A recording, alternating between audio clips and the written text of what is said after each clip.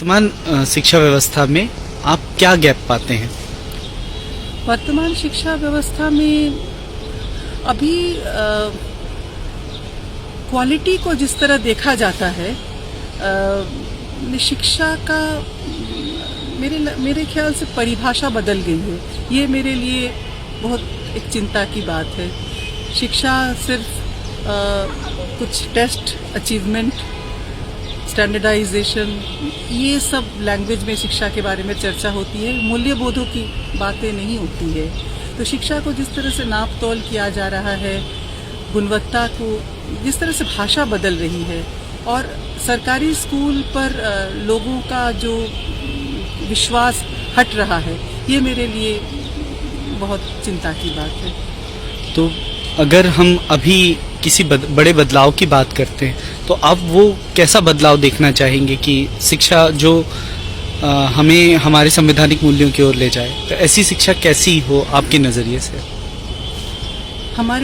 देखिए, हमारा जो NCF 2005 जो डॉक्यूमेंट जो बना था, जो करिकुलम फ्रेमवर्क जो बना था, उसमें एक बहुत अच्छी दिशा हमको मिली थी। हमको एक मौका हमारे पास आई थी शिक्षा को बदलने के लिए, एक डेमोक्रेटिक सिटीजन बनाने के लिए। लेकिन अफसोस की बात है, उस दिशा में नहीं गई, कुछ दूसरे दिशा में शिक्षा चलने लगी।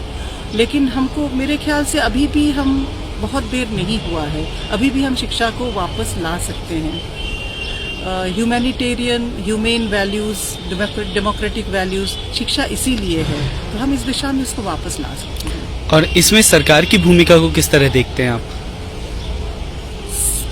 शिक्षा में सरकार की, पब्लिक स्कूल सिस्टम मतलब यानी कि सरकारी व्यवस्था ही होना चाहिए, और सरकार को एक प्राइवेट स्कूल जो है किसी तरह से रेगुलेशन में लाना चाहिए, और सरकार ही कर सकती है। अगर सरकार चाहती है तो अभी भी शायद बहुत देर नहीं हो गया है, हम कॉमन स्कूल की ओर हम धीरे धीरे जा सकते हैं। इसके लिए सिर्फ कुछ रेगुलेशंस की ज़रूरत है, सरकार की इच्छा की, मतलब सदिच्छा जिसको बोलते हैं, इसकी ज़रूरत, पॉलिटिकल विल की ज़रूरत है।